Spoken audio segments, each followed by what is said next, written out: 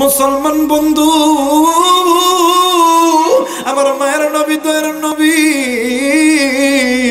রহমাতুল লিল আলামিন একদিন উম্মুল মুমিনিন জগৎ জননী মা আয়েশার ঘরে ঘুমাইতে গেছে। আয়েশার ঘরে যাওয়ার পর আল্লাহর নবী মা আয়েশার উরাতকে যখন বালিশ বানায় ফেলছে, মা আয়েশা রাদিয়াল্লাহু তাআলা নবীদিকে পাইয়া খুশিতে আত্মহারা হয়ে গেছে। মা আয়েশার হাতের 10টি আঙ্গুল নবীদের খেদমতে লাগাইয়া দিছেন। এইবারে আল্লাহর নবী এক পর্যায়ে ডাক দিয়ে কই, আয়েশা রে, আমি তোমার কাছে একটা জিনিস চাইবা, দিবানি? আয়েশা ডাক দিয়ে কই, হুজুর কি জিনিস চাইবেন বলেন না। আল্লাহর নবী ডাক দিয়ে কই, আয়েশা রে, আগে তুমি বলো আমারে দিবা কি দিবা না? আয়েশা ডাক দিয়ে কই, নবীজি, ইয়া রাসূলুল্লাহ, ইয়া হাবিবাল্লাহ, আপনি নবী যদি বলেন আমি আয়েশার কলিজা ছিঁড়ে দিতে হবে, আমি আয়েশা কলিজা ছিঁড়ে দিতে রাজি। আমি আমার স্বামীরে খালি হাতে ফেরত দিতে রাজি নাই। একটু আওয়াজ করে বলেন সুবহানাল্লাহ। আমার ভাইরা, আমার বন্ধুগণ, এ পারুলকান্দির মুরব্বী, এ যুবক বন্ধু, আজকে তুমি আমি স্বামী স্ত্রীর ভিতরে মোহাম্মত নাই। এর কারণ হইল স্বামী স্ত্রীর মাঝখানে নবীর সুন্নত নাই। রে বন্ধু, উম্মুল মুমিনিন জগৎ জননী মা আয়েশা রাদিয়াল্লাহু তাআলা আনহা বলেন, এরে পৃথিবীর বিবাহিত সন্তানগুলি জেনে নাও, এরে মা তুমি জেনে নাও, এ বোন, এ ভাই, এই মুরব্বী জেনে নাও, অনেক সময় স্বামী স্ত্রীর ভিতরে ঝগড়া হয়। এর একটাই মাত্র কারণ হইল স্বামী স্ত্রীর ভিতরে নবীর সুন্নত নাই গো মা। মাগো উম্মুল মুমিনিন জগৎ জননী মা আয়েশা ডাক দিয়ে কই, মা, দুনিয়ার জমিনে যদি কোনো স্বামী তার হাতের 10টি আঙ্গুল দ্বারা স্ত্রীর মাথার চুলটা একটু হাতায় দেয়, একটু লড়ায় দেয়, আবার যদি কোনো স্বামী স্ত্রীর মাথার চুল লড়ায় দেয়, আবার যদি কোনো স্ত্রী স্বামীর মাথার চুলটা একটু হাতায় দেয়, আয়েশা বলেন ওই স্বামী আর স্ত্রীর মধ্যে কোনোদিন কোনো দ্বন্দ্ব হবে না। একটু আওয়াজ করে বলেন সুবহানাল্লাহ। মুসলমান বন্ধু, আল্লাহর নবী ডাক দিয়ে কই, আয়েশা রে, তুমি যদি অনুমতি দাও তাইলে আমি ওযু করব, আজকের রাতটা আমি একটু আল্লাহর সঙ্গে কাটায় দিই। এরে বন্ধু, মা আয়েশা ডাক দিয়ে কই, নবী গো, আপনি কেন একাই নামাজ পড়বেন গো নবীজি? আমিও তো আপনার সঙ্গে নামাজ পড়ব। আসেন আসেন আসেন, আমরা স্বামী আর স্ত্রী দুজন ওযু কইরা আল্লাহর সামনে দাঁড়ায় যাই। একটু আওয়াজ করে বলেন সুবহানাল্লাহ। অনেক মা এসেছে, আমাদের মহিলা মা বোনেরা নামাজ পড়ে, স্বামী নামাজ পড়ে না, আবার স্বামী নামাজ পড়ে, স্ত্রী নামাজ পড়ে না। বন্ধু, আপনি নামাজ পড়েন, আপনার স্ত্রীকে নামাজি হইতে বলেন। ও মা, আপনি নামাজ পড়ে আপনার স্ত্রী সন্তানদেরকে নামাজ পড়তে বলেন। তাদের হাতে দইরা, পায়ে দইরা, যে কিছুর বিনিময় হলেও আপনি আমলের দিকে আনেন। মুসলমান বন্ধু, আল্লাহর নবী উম্মুল মুমিনিন জগৎ জননী মা আয়েশাকে লইয়া নবী আমার নামাজে দাঁড়াইছে। এক পর্যায়ে উম্মুল মুমিনিন জগৎ জননী মা আয়েশা ঘুমায় গেছে। আল্লাহর নবী নামাজ আদায় করতেছে। নামাজ আদায় করতে করতে আল্লাহর নবী নামাজের ভিতরে আল্লাহর কোরআনুল কারীমের তেলাওয়াত করে। আর নবীজি ডুকরে ডুকরে কান্দে। এক পর্যায়ে নবীজির কান্নার চোখের পানিতে নবীজির দাড়ি ভিজিয়ে গেছে। শুধু তাই নয়, নবীজি যেই জায়গায় বসিয়াছিল ওই জায়গা পর্যন্ত ভিজিয়ে গেছে। আল্লাহর নবী কান্দে, কিন্তু নবীর মুয়াজ্জিন হযরত বেলাল আগের যুগে তাহাজ্জুদের নামাজের আযান হইতো হযরত বেলাল রাদিয়াল্লাহু তাআলা আনহু মসজিদে আযান দিয়ে নবীদিকে নেওয়ার জন্য নবীদের ঘরে আইছে আয়েশা দেখে দয়ার নবী মায়ের নবী কেমন জানি ডুকরে ডুকরে কান্দে আল্লাহর নবীর সাহাবী বেলাল ডাক দিয়ে কই নবী গো আপনি কেন কান্দেন গো নবীজি আল্লাহর নবী ডাক দিয়ে কই বেলাল রে আমি নবীজি কান্দি আমার কান্নার কারণ হইল আমি নবীজি জাহান্নামের ভয়ে কান্দি হযরত বেলাল ডাক দিয়ে কই নবীজি আপনি না বলছেন আল্লাহ তাআলা আপনার সামনের গুনাহ মাফ করছে আল্লাহ আপনার পিছনের গুনাহ মাফ করছে এরপরও আপনি কাঁদেন কেন ইরে বন্ধু মায়ের নবী ডাক দিয়া কই বেলাল রে আমি আমার জন্য কান্দি না আমি কান্দি আমার এতিম উম্মতের জন্য একটু আওয়াজ করে বলেন সুবহানাল্লাহ মুসলমান বন্ধু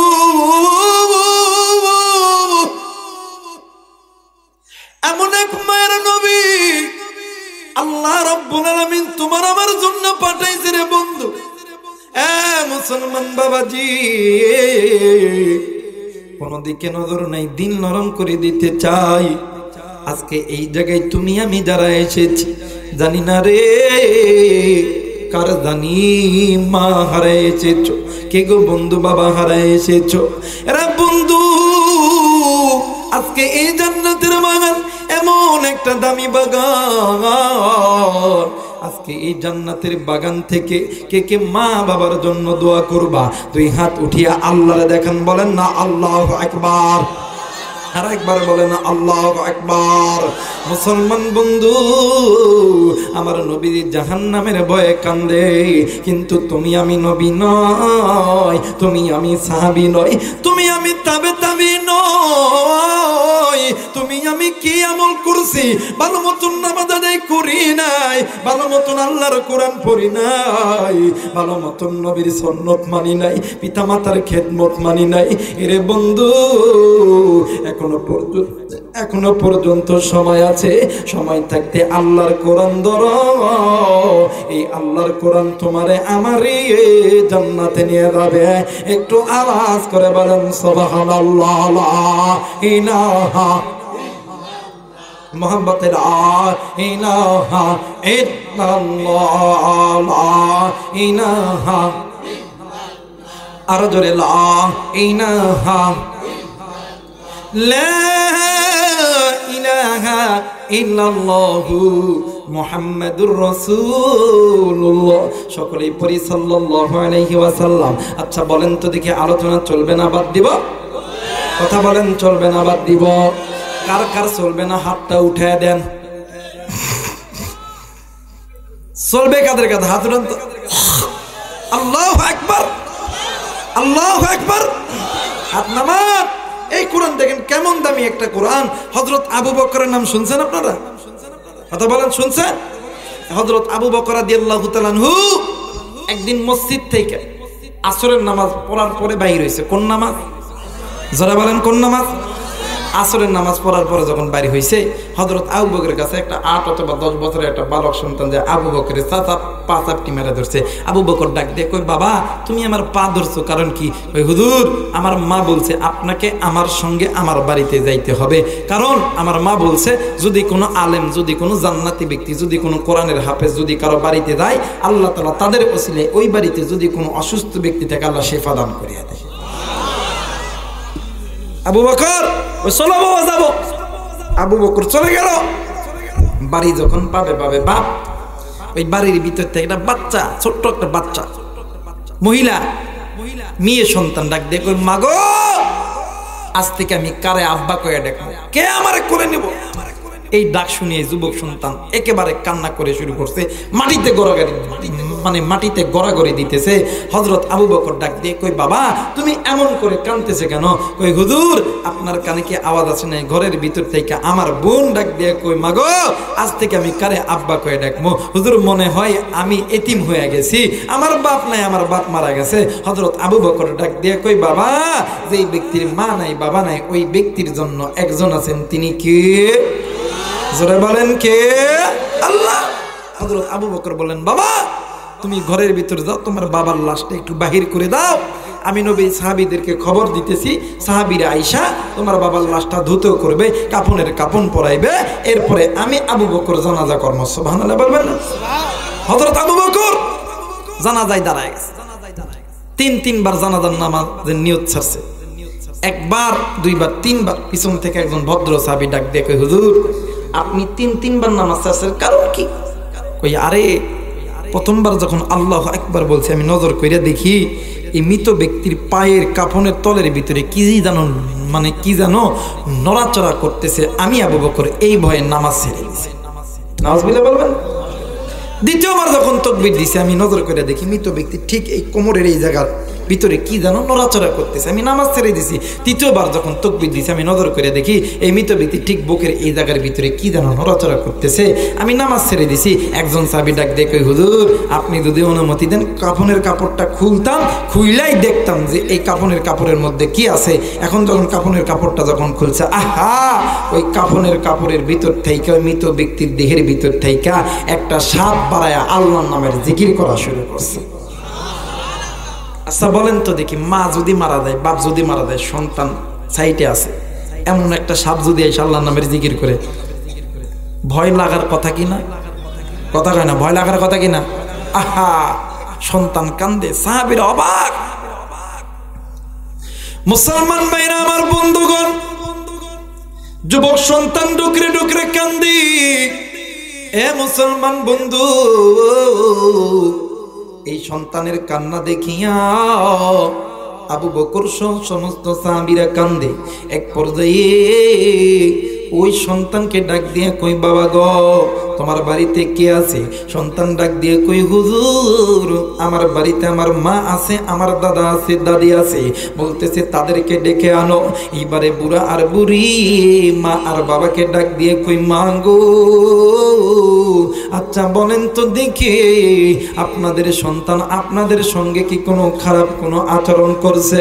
বৃদ্ধ মার বাবা ডাক দিয়ে কই আবু বকর আমাদের সন্তান কোনোদিন আমাদের সঙ্গে খারাপ ব্যবহার করে নাই। এরে বন্ধু এই জায়গায় এমনও যুবক আছো মায়ের সঙ্গে খারাপ ব্যবহার করছো, আবার এমনও বাবা মা আছো সন্তানের সঙ্গে খারাপ ব্যবহার করছো। এইবারে আবু বকর ডাক দিয়ে কই মাগো আজকে তোমার সন্তান মুসিবতে পড়েছে। মা ডুকরে ডুকরে কান্দে, বাবা ডুকরে ডুকরে কান্দে।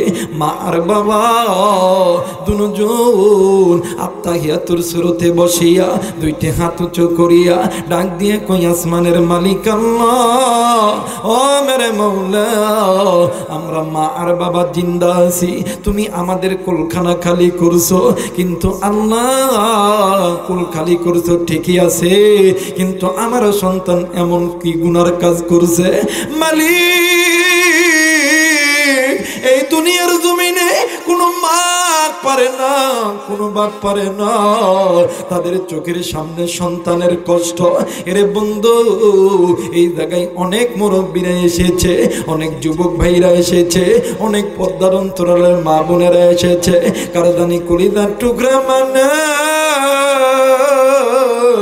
কার জানি কলিজার টুকরা বাপ নাই, কার জানি কলিজার টুকরা ছেলে সন্তান কন্যা সন্তান নাই, কার জানি কলিজার টুকরা স্বামী নাই, কার জানি কলিজার টুকরা স্ত্রী নাই। এরে শোন এই কবরের ভিতরে জানি না কার আমার আত্মীয় স্বজন জানি জাহান্নামের আগুনে জ্বলে, তাদের কবরে জানি না সাপের দংশন চলতেছে, জানি না তাদের কবরে বিচ্ছুর কামড় চলতেছে। এরে বন্ধু, আজকে এই মা জননী আর বৃদ্ধ বাবা আল্লাহর কাছে হাত উঠাইছে। এই জায়গায় এমনও যুবক আছো, ওই মায়ের সঙ্গে খারাপ ব্যবহার করছো, ওই বাবার সঙ্গে খারাপ ব্যবহার করছো, কিন্তু মনে করিয়া রাইখো ওই মা বাবার চাইতে দামি কোনো সম্পদ হতেই পারে না। মা যার আছে, বাপ যার আছে, তার মতন সুখে কেউ নাই। মা যার নাই রে, বাপ যার নাই রে, তার মতন দুঃখী আর কেউ নাই রে বন্ধু। আল্লাহ নবী অনেক সময় নবীজি একলা একলা নবীজি ডুকরে ডুকরে কান্ত। সাহাবায়ে কেরামরা যদি জিজ্ঞাসা করতো, নবীজি আপনি কেন কান্দেন, আপনার কান্নার কারণ কে? আল্লাহ নবী ডাক দিয়ে কই, সাহাবীরা রে, আমি নবী কান্দি, আমি নবীর মার কথা মনে পড়ছে, বাপের কথা মনে পড়ছে। এরা বন্ধু এই জায়গার ভিতরে জানি না কে গো বন্ধু মারে মা কয়ে ডাকতে পারো না, বাপ রে বাপ কয়ে ডাকতে পারো না। তোমাদের মতন এতিম ছিলেন আমার নবী। আমার নবীরও তো মা ছিল না, আমার নবীরও তো বাবা ছিল না, কিন্তু আমার নবী সাহাবায়ে কেরামদের মজমা যখন লাগতো, আল্লাহর নবী ডাক দিয়ে কই, সাহাবীরা রে, তোমরা যেমন নামাজ পড়ো, নামাজ পড়া ফরজ, রোজা করা ফরজ, হজ করা ফরজ, যাকাত দেওয়া ফরজ, পর্দা করা ফরজ, পিতা মাতার খেদমত করা ফরজ। কিন্তু সাহাবী শুনিয়া লও, দুনিয়াতে যদি কোনো বান্দা, যদি কোনো বান্দি এই তো পিতা মাতার খেদমত ফরজ কাজটা করে, আমার আল্লাহ বলেন দুনিয়াতে ওই বান্দা, ওই বান্দির কোনোদিন অভাব থাকবে না, কোনোদিন ইজ্জত হানি হবে না। দুনিয়াতে আমার আল্লাহ অর্থ দিবে, সম্মান দিবে, হাসরের ময়দানে আল্লাহ বান্দা বান্দিরে জান্নাত দিবে। একটু আওয়াজ করে বলেন সুবহানাল্লাহ। কিন্তু বন্ধু আজকে বর্তমান সমাজের ভিতরে ওই মায়ের তুমি আমি ভালোবাসি না, ওই বাপরে ভালোবাসি না, তুমি আমি টাকা পাইয়া, তুমি আমি এই দুনিয়ার সুন্দরী রমণী পাইয়া, অর্থ সম্পদ পাইয়া, ক্ষমতা পাইয়া আজকে ওই মায়েরে ভুলিয়া গেছি। কিন্তু শুন শুন শোন, ওই মার চাইতে আপন কেউ হইতেই পারে না, ওই বাবার চাইতে আপন কেউ হইতেই পারে না। বন্ধু এই দুনিয়ার জমিনে সবাই তোমারে আমারে ভালোবাসে স্বার্থের লোভে, স্বার্থ ছাড়া দুইজন ব্যক্তি তোমার আমারে ভালোবাসে, একজন হইল মা আর একজন হইল বাবা। দুনিয়াতে যদি কোনো মা আর বাবা তোমার আমার জন্য আসমানের মালিক আল্লাহর কাছে হাত তোলে, কোরআন মাথায় নিয়ে বলি ওই মা আর বাবা আল্লাহর কাছে হাত তুলতে দেরি, আসমানের মালিক আল্লাহ দোয়া কবুল করতে দেরি হয় না। একটু আওয়াজ করে বলেন সুবহানাল্লাহ। মুসলমান বন্ধু কোন দিকে নজর নেই, দিল নরম করে দিবেন রে। এ যুবক বন্ধু মোবাইল থাকলে রেকর্ড করে নে রে বন্ধু। এ মহিলা মা মোবাইল থাকলে রেকর্ড করে নেন গো মা। এই বাংলার জমিনে একটা গরিব পরিবারে একটা সন্তান জন্ম নিয়েছে, ওই সন্তানের মা আর বাবা নিজের বাড়ি ঘর বিক্রয় করিয়া সন্তানকে ইউরোপ কান্ট্রিতে পাঠাইছে। কিন্তু দুঃখের বিষয় হয় না, সন্তান ইউরোপে যাওয়ার পরে ওই মারে ভুলিয়া গেছে, ওই বাপরে ভুলিয়া গেছে। মার বাবা কি করবি, ঋণের টাকা সুদ দিতে না পারিয়া নিজের বাড়ি ঘর বিক্রয় করিয়া মার বাবা রাস্তার পথে সরকারি জায়গার ভিতরে একটা বোনাট লাগাইয়া একটা ঘর বানায় আছে। ঠিক 5টা বছর যখন অতিবাহিত হইয়া গেছে, এরে বন্ধু এলাকার একটা যুবক সন্তান আইসা ডাক দিয়ে কই, চাচি অমুক দিনে আপনার সন্তান দেশে আসবে, এখন বলেন তো দেখি মার অন্তরের ভিতরে সন্তানের মহব্বত আছে না নাই? জোরে বলে না আছে না নাই? কিন্তু এই সমাজের ভিতরে এমন যুবক আছো, ঢাকা শহরে চাকরি করো, সিরাজগঞ্জে চাকরি করো, বগুড়াতে চাকরি করো, ওই জায়গায় জায়গায় তুমি থাকো, তোমার স্ত্রী বাড়িতে থাকে, তোমার স্ত্রী তোমার মায়ের সামনে তোমার সঙ্গে কথা বলে, কিন্তু মা যখন বলে মা গো আমার সন্তানের সঙ্গে আমি কথা বলবো, ওই স্ত্রী বলে না না আমার সাথে ভালো মতন কথা হয় না। এরে যুবক, তুই বাড়িতে তোর স্ত্রীর সঙ্গে কথা বলিস, কিন্তু বাড়িতে জনম দুঃখিনী মা জনম দুঃখিনী বাবার সঙ্গে কেন তুই কথা বলিস না? দেখ দেখ দেখ, এই মায়ের চাইতে আপনার কেউ হইতেই পারে না। রাত্রি যখন গভীর হইয়া গেছে, মার বাবা বুড়া আর বুড়ি দুজন এক জায়গায় ঘুমাইতেছে। এক পর্যায়ে বৃদ্ধ মা ডাক দিয়ে কই স্বামী গো আপনার কাছে একটা আবদার কর্ম শুনবাননি। ডাক দিয়ে কই স্ত্রী কি আবদার করবা বলো না। ডাক দিয়ে কই স্বামী গো আমাদের সন্তান আগামীকাল বিদেশ থেকে দেশে আসতেছে, আপনি যদি অনুমতি দেন আমার সন্তান যাতে ভালো মতন দেশে আসে, কোনো বিপদ যাতে না হয়, আমি একটা ছাগল আল্লাহ রাস্তায় দান করবো। আল্লাহু আকবার। মার অন্তর কেমন দামি অন্তর, আজকে তুই আমি ওই মা বলে আসি। বাবু ডাকে দিয়া কই স্বামী গো, বাবু ডাকে দিয়া কই বিবি গো, যে সন্তানের জন্য আজকে আমরা রাস্তায় রাস্তায় ভিক্ষা করি, যে সন্তানের জন্য ঘর ছাড়ছি বাড়ি ছাড়ছি, যেই সন্তানের জন্য আজকে রাস্তার পথে আছে, তোর অন্তরের ভিতরে এখনো কি সন্তানের মোহাম্মত আছে? আজ 5টা বছর হইল আমরা মা বাবা জিন্দা আছি না মারা গেছি, খাইছি না খাই নাই, কাপড় পরছি কিনা পরি নাই, একটাবার খবর নিল না। আজকে ওই সন্তানের জন্য তুই বকরি জবাই করবি। স্বামী ডাক দিয়ে কই স্বামী গো ও স্বামী, ওই সন্তান ছাড়া তো আমাদের কেউ নাই গো স্বামী। এক পর্যায়ে স্বামীর অনুমতি পাইয়া বকরি খানা জব করছে। জব করার পর সন্তানকে দূর থেকে এক নজর দেখার জন্য ঢাকাইয়ার পটে গেছে। কিন্তু বন্ধু সন্তান যখন বিমান থেকে নামছে, সন্তান মা বাবার কাছে আসে নাই, সন্তান চলে গেছে শ্বশুর শাশুড়ির কাছে। শ্বশুর শাশুড়ির কাছে যাইয়া হাসিতে আত্মহারা হয়ে গেছে। স্ত্রী ডাক দিয়ে কই স্বামী আমি তোমার কাছে মোবাইল ফোন চাইছিলাম, তুমি আমারে ফোন দাও। এই স্বামী ডাক দিয়ে কই বিবিরি তুমি জানো আমি অসুস্থ, আমার কাছে টাকা আছে, তুমি বাংলাদেশ থেকে তুমি ফোন কিনিয়ে নিও। স্ত্রী বেমুখ হয়ে চইলা গেছে। শ্বশুর শাশুড়ি ডাক দিয়ে কই বাবা গো তুমি আমাদের জন্য কি আনছো?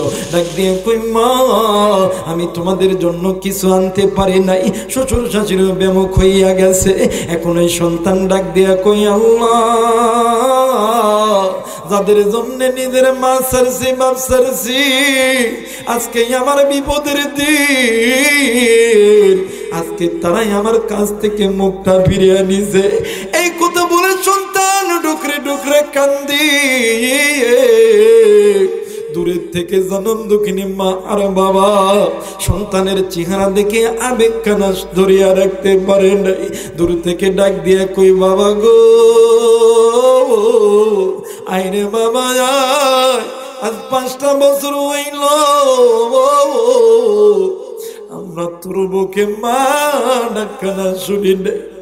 সন্তানটা নজর কইরা দেখি বুড়ার বুড়ি কুড়াইতে কুড়াইতে লাফায়া লাফায়া আইতাছি। সন্তান আসমানের মালিক আল্লাহর কাছে ডাক দিয়ে আল্লাহ আমি এই মার বাবার কাছে কেমন কইরা মুখ দেখাই গোয়াল। আজ 5টা বছর হইল যাদের কোনো খবর নেই নাই গোয়াল। এক পর্যায়ে মার বাবা যখন আইছে সন্তানকে কোলে নিছে, সন্তানও কান্দি মার বাবাও কান্দে। এক পর্যায়ে সন্তান ডাক দিয়ে কই মা আমি তোমাদের জন্য কিছু জানি নাই গো মা। মা ডাক দিয়ে কই বাবা রে আমাদের কিচ্ছু লাগবে না, তুই আমাদের কোলে ফেরত আইছস, এর চাইতে দামি পাওয়া আর কিছু হইতে পারে না। একটু আওয়াজ করে বলেন সুবহানাল্লাহ। মুসলমান বন্ধু, একটু পরে মা জননী সন্তানের চেহারার ভিতরে হাত দিয়ে ডাক দিয়া কই, বাবা গো, তোমার চেহারা কেমন জানি শুকনা হয়ে গেছে, তুমি কি কিছু খাও নাই? তোমার রোগা রোগা ভাব লাগতেছে, কারণ কি? ডাক দিয়ে কই, মা গো, আমার কিচ্ছু হয় নাই। মা ডাক দিয়ে কই, তোর চেহারার ভিতরে কেমন জানি রোগ রোগ ভাব লাগতেছে। এই কথা যেমন বলছি, সন্তান আর আবেগ ধরিয়া রাখতে পারেন। সন্তান মা বাবার পা ধরিয়া ডাক দিয়া কই, মা গো,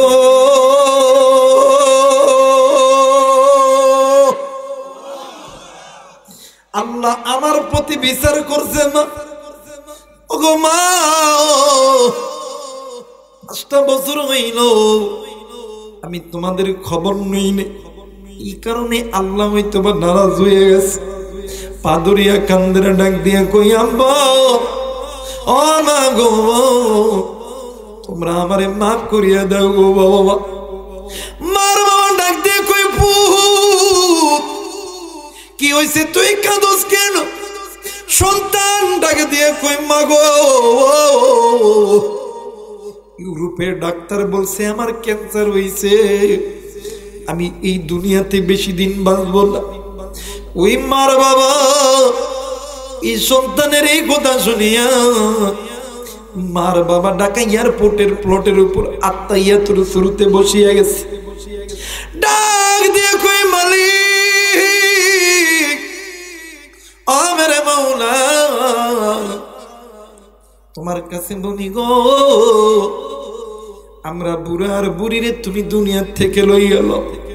ও মেরে মাওলা, আমাদের যেই কয়দিন হায়াত আছে, এই হায়াতটা তুমি আমার সন্তানদেরকে দিয়ে দাও।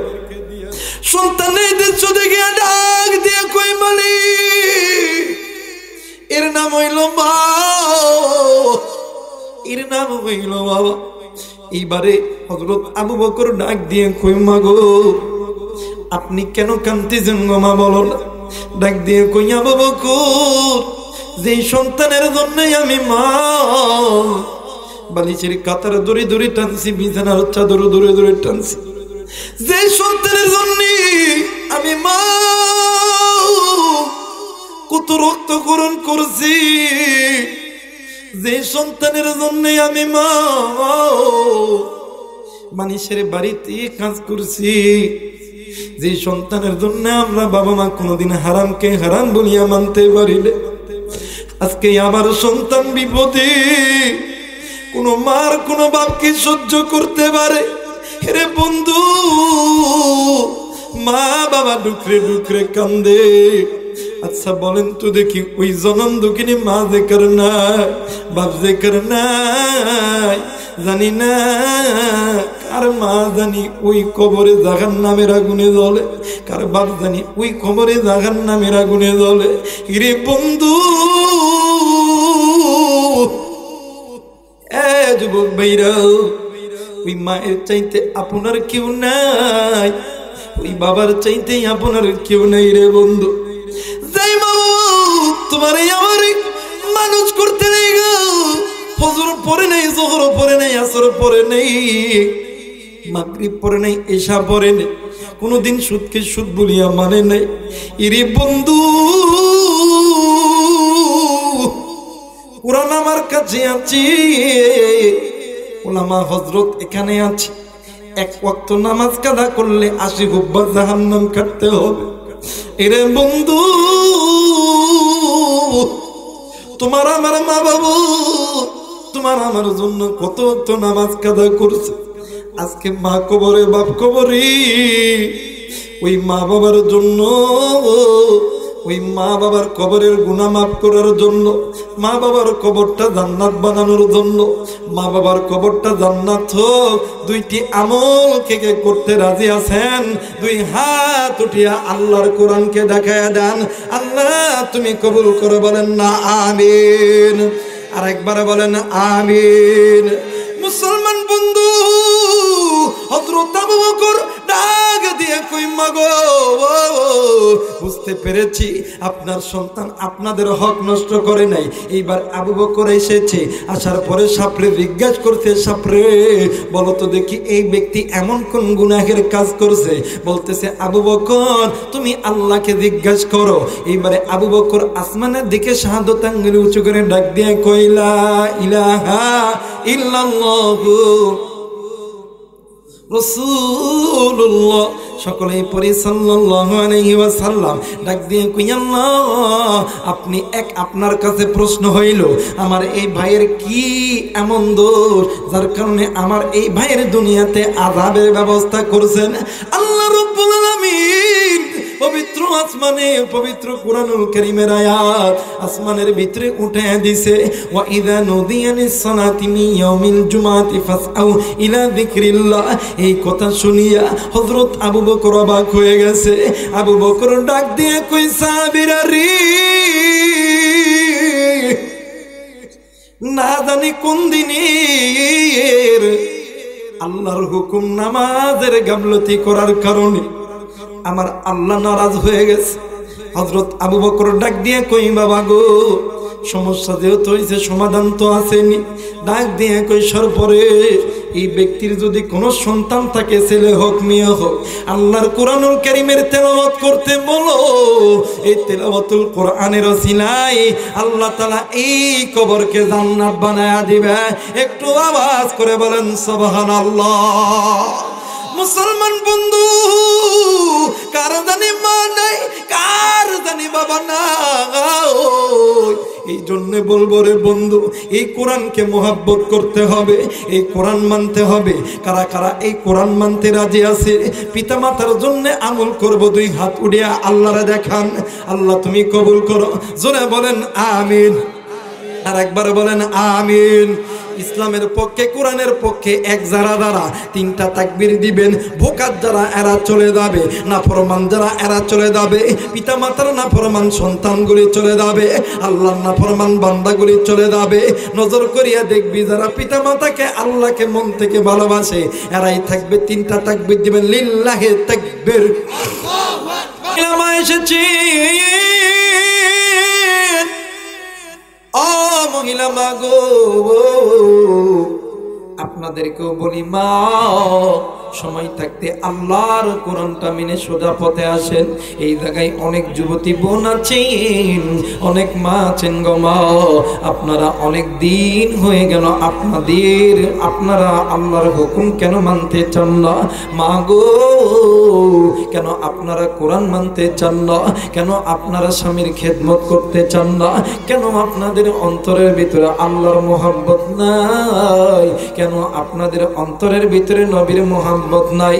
রে বন্ধু, কোন দিকে নজর নেই, দিল নরম করে দিবেন গো মা। নবীজির কুলিদার টুকরা কন্যা হযরত ফাতেমা রাদিয়াল্লাহু তাআলা আনহা, আল্লাহর নবী দুনিয়া থেকে চলে গেছে। নবীজি চলে যাওয়ার পর একদিন রাত্রিবেলা আল্লাহর নবী স্বপ্নে দেখে, আল্লাহর নবীর কন্যা ফাতেমা স্বপ্নে দেখে, ডাক দিয়ে কই মা গো, আমি নবী মারা যাব। আমি নবী মারা যাওয়ার পর সর্বপ্রথম তোমার সঙ্গে আমার সাক্ষাৎ হবে। নবীজি দুনিয়ার থেকে চলে গেছে। নবীজি যাওয়ার পর মা ফাতেমা যেই দিন দুনিয়ার থেকে চিরবিদায় হইবে, ওই দিন সকালবেলা মা ফাতেমা ইমাম হাসান আর হোসেনকে ডাক দিয়ে কই বাবা গো, তোমার বাপ কই, তোমার বাপ কই, তোমার বাবা আলী কই, তোমার বাবাকে একটু জলদি করে ডাকো। এইবারে ইমাম হাসান আর হোসাইন দোনো ভাই মিলিয়া চলে গেছে বাবারে ডাকার জন্য, হযরত আলীরে ডাকার জন্য। এরে বন্ধু, আলী রে ডাকার জন্য যখন গেছে, আলী আইসা দেখে মা ফাতেমার গায়ে প্রচন্ড জ্বর।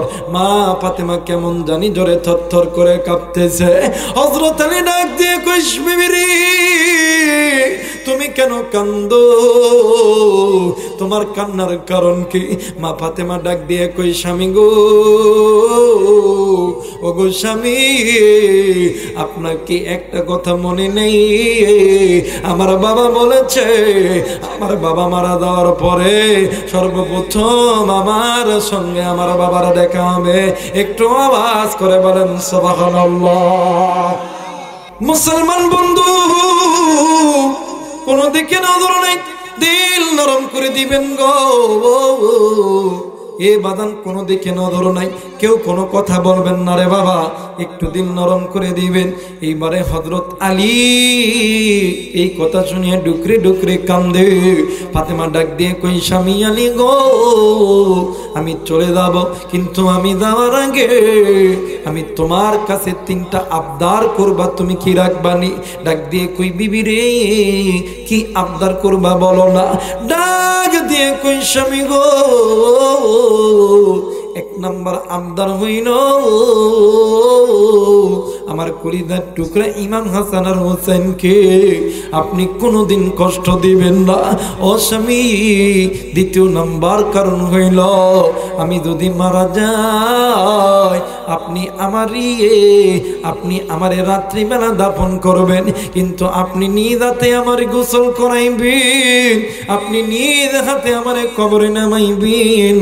3 নম্বর হইল আপনার সবচেয়ে কাছের মানুষকে দিয়ে আপনি কবর খনন করবেন। বন্ধু এ পদ্মনন্তনালের মাগো, হযরত আলী ডাক দিয়ে কই, ফাতেমা রে 1 নাম্বারটা বুঝলাম হাসান আর হোসেনকে কষ্ট দিব না, এটা আমি বুঝলাম, কিন্তু 2 নাম্বার হইল তুমি যদি মারা দাও কেন তোমার রাত্রি বেলা দাফন করব, কেন তোমারই আমি নিজ হাতে গোসল করাইব, কেন তোমারে নিজে কবরে নামাইব, এইটার কারণ তো বুঝলাম না। আর কেন আমার সবচাইতে কাছের মানুষকে দিয়ে কবর খনন করব, এইটাও তো বুঝলাম না। ফাতেমা ডাক দিয়ে কই, স্বামী গো, আমি নবীর বেটি, আমার নাম হইল ফাতেমা, আমি জান্নাতি মহিলাদের সর্দারিনী, আমি তো নবীর কন্যা, আমি তো নবীর বেটি, আমি তো জান্নাতি যুবকদের সর্দারের মা, আমি তো জান্নাতি ব্যক্তির স্ত্রী, আমি তো নিজেও জান্নাতি, আমি তো এমন একজন কন্যা, আমি যদি মারা যাই এমনিতেই তো আমি নবীর বেটি। ওগো স্বামী, আমি যদি মারা যাই আমার মারা যাওয়ার খবর শুনিয়া এই মদিনার জমিনে হাজার হাজার মানুষের আগমন হয়ে যাবে, এসে অনেকেই বলবে ফাতেমা এমন লম্বা ছিল, ফাতেমা এইরকম মোটা ছিল। স্বামী গো,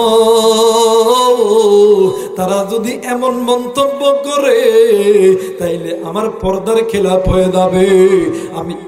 আমি ফাতেমা আমি আমার আল্লাহর কাছে যাইয়া কি জবাব দিব? 2 নম্বর হইল আপনার সবচেয়ে কাছের ব্যক্তিকে দ্বারা আপনি কবর খনন করবেন, কারণ হইল আমার কবর কতটুকু কেউ জানবে না, আপনি জানবেন আর কাছের ব্যক্তি জানবে। অন্য কোনো ব্যক্তি যদি আমার কবর জানে, যদি বলে ফাতেমার কবর এত বড় লম্বা ছিল, এই রকম প্রস্থ ছিল, তাইলে তো আমার পর্দার খণ্ড হয়ে যাবে। না গো স্বামী না, আমি চাই না আমি ইমান হারা হইয়া আল্লাহর হুকুম পর্দা অমান্য করিয়া আমি কবরে যাইতে পারি।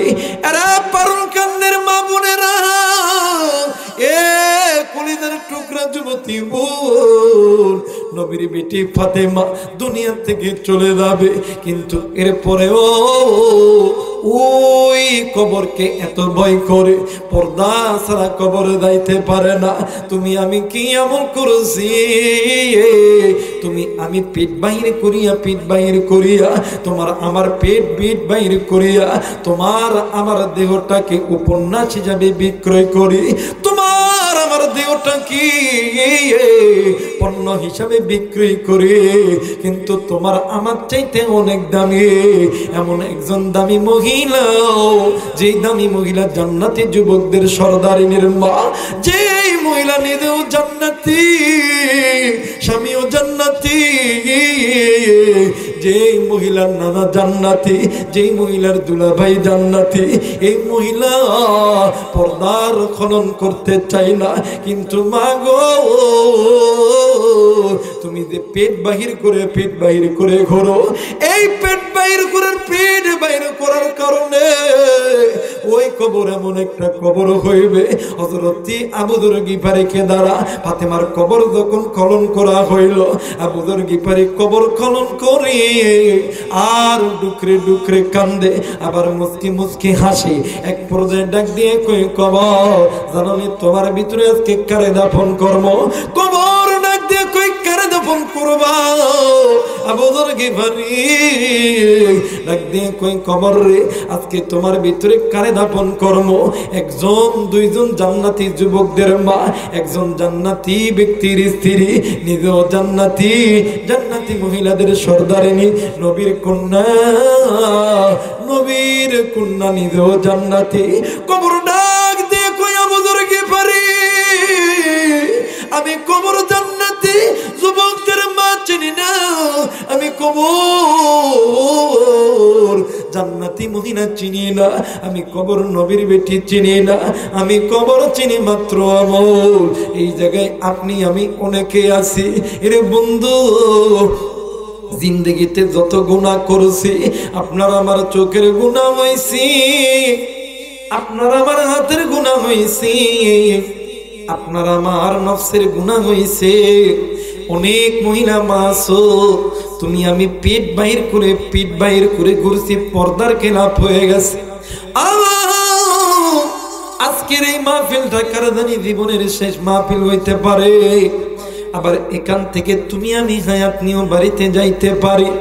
এই মুহূর্তে তুমি আমি মারা যাওয়ার সঙ্গে সঙ্গে একদল মানুষ ওই মসজিদের মাইকে যখন এলান করবে, এলান করার সঙ্গে সঙ্গে আপনার আমার কাছের মানুষ একদল যাবে সাদা মার্কিন কাপড় কেনার জন্য, আর একদল যাবে ওই বাঁশ বাগানে বাঁশ কাটার জন্য, আর একদল যাবে ওই কবরস্থানে ঘর বানানোর জন্য, আবার আর একদল যাবে ওই বড়ই পাতার উষ্ণ উষ্ণ গরম পানি করার জন্য। তোমারে আমারে যখন গরম পানি দিয়া তোমারে আমারে যখন গোসল করাইবে, গোসল যখন করানোর পর তোমারে আমারে যখন ওই কাঠের পালকিতে যখন চড়াইবে, হাজার হাজার মানুষ যখন আসবে, তোমার আমার জানাজা যখন করবে, জানাজা যখন শেষ হইয়া যাবে, তোমার আমার জানাজা শেষ হওয়ার পর তোমার আমার কাছের মানুষগুলি কাঠের পালকি খানা নইয়া আস্তে আস্তে হাঁটতে হাঁটতে কবরস্থানের দিকে যাবে। কিন্তু বন্ধু,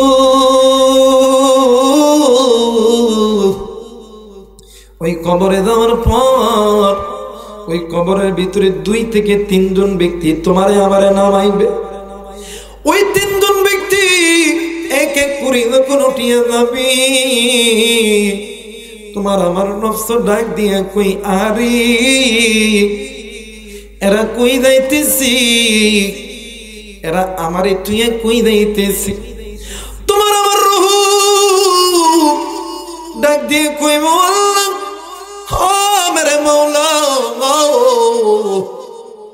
এরা আমারে রাইকা কই যাইতেছে, আমার সন্তান কই, আমার বন্ধু কই, আমার দলের বন্ধু বান্ধব কই, আমার দলের নেতা কই, আমার স্ত্রী কই, আমার সন্তান কই, এরা আমারে কোন জায়গায় রাখিয়ে এলো?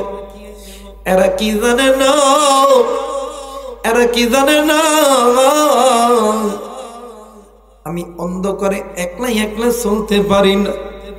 এরা কি জানে না আমি অন্ধকার ঘরে একলা একলা থাকতে পারি না, এরা আমারে কুই রেখে গেল।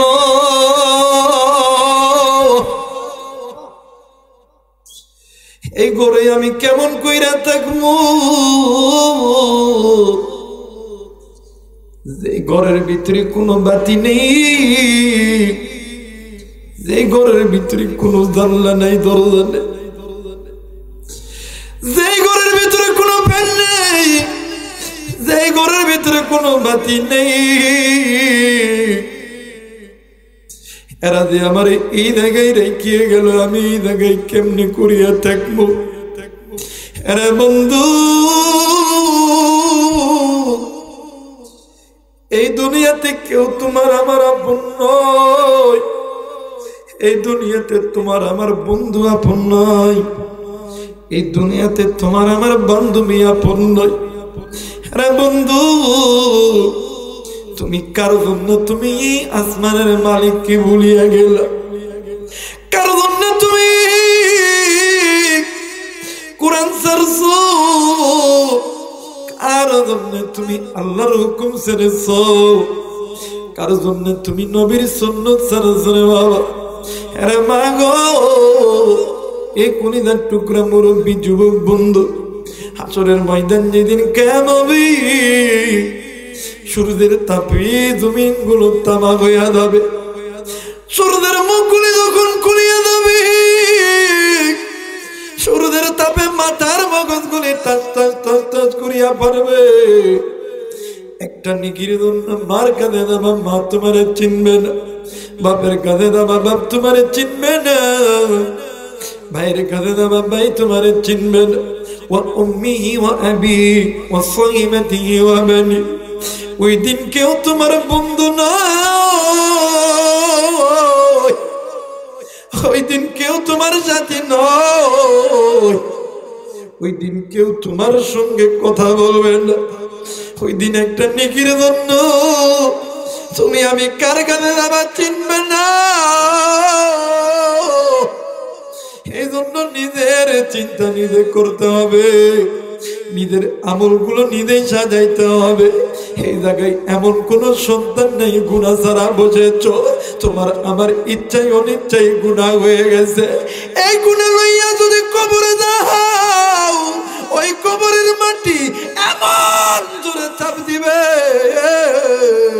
এই চাপে হাড়ে হাড্ডি গোশতগুলি একত্রিত হইয়া যাবে। তুমি আমি যদি গুনাহ লইয়া যাও, ওই কবরে এত বড় বড় সাপ আসবে, ওই সাপে এত দূরে দূরে সবল মারবে, এত দূরে দূরে সবল দিবে, কামড় দেওয়ার সঙ্গে সঙ্গে হাড্ডিগুলি চুরমার হয়ে যাবে, বিচ্ছুই এমন দূরে কামড় দিবি।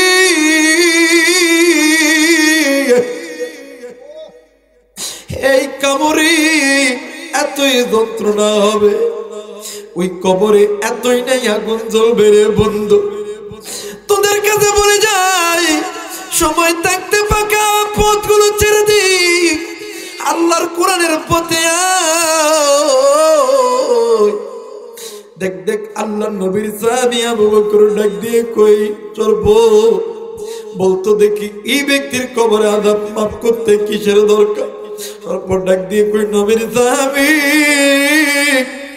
এই ব্যক্তির যদি কোনো সন্তান থাকে, ছেলে হোক মেয়ে হোক, ওই সন্তানকে কোরআন পড়তে বলে। হযরত আবু বকর ডাক দিয়ে কই বাবা গো, তুমি কি কোরআন পড়তে জানো? আজকে এই জায়গার ভিতরে কোন মায়ের কপাল ভালো, কোন বাবার কপাল ভালো, যেই বাবা যেই মাতার সন্তানকে পারুল কান্দি মাদ্রাসায় কোরআন শিক্ষার জন্য দিত, যেই মা যেই বাবা তার সন্তানকে নবীর মাদ্রাসায় দিত, এই মা বাবার কপাল কত ভালো। দেখ দেখ দিয়ে ওই যুবক সন্তান ডাক দিয়ে কই নবীর সাহাবী, আমার বাবা মুসলমান, আমার মা মুসলমান, আমার দাদা মুসলমান, দাদি মুসলমান, আমি মুসলমানের সন্তান। আমি যদি কোরআন না পড়ি কাফের বেঈমান না, কোনোদিন কোরআন পড়বে না। আগে নবীর স্বামী আমি কোরআন পড়ব। এই সন্তান যখন কোরআন পড়া শুরু করেছে, এই ছোট্ট বাচ্চা কন্যা সন্তান ডাক দিয়ে কই, ভাইয়া আপনি একাই কোরআন পড়বেন। ভাইয়া ভাইয়া আপনি যে মায়ের সন্তান, আমিও তো ওই মায়ের সন্তান। আপনার শরীরের ভিতরে যেই বাবার রক্ত বইতেছে, আমার শরীরের ভিতরে তো ওই বাবার রক্ত বইতেছে। ভাইয়া গো, বাবা তোমারও, বাবা আমারও। আই ভাইয়া হাতটা দি, তোর হাত আমার হাতের উপর দে। দুনো ভাই আর বোন হাতে হাতে রাখিয়া সূরা আর রহমান তিলাওয়াত করতেছিল।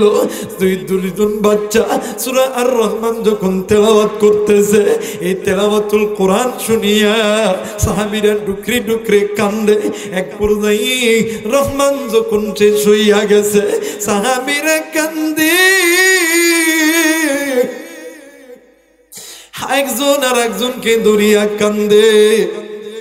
কান্নার পরে সাহাবায়ে কেরামরা নজর কইরা দেখে, যেই মৃত ব্যক্তির বগলের উপর ছাপ ছিল, ওই জায়গায় সাপ নাই, সাপ জানি কোথাও উদা হয়ে গেছে। হেরে বন্ধু, ওই দিন হযরত আবু বকর ডাক দিয়া কই, পৃথিবীর মানুষ শুনিয়ালো, দুনিয়াতে যদি এই কবরে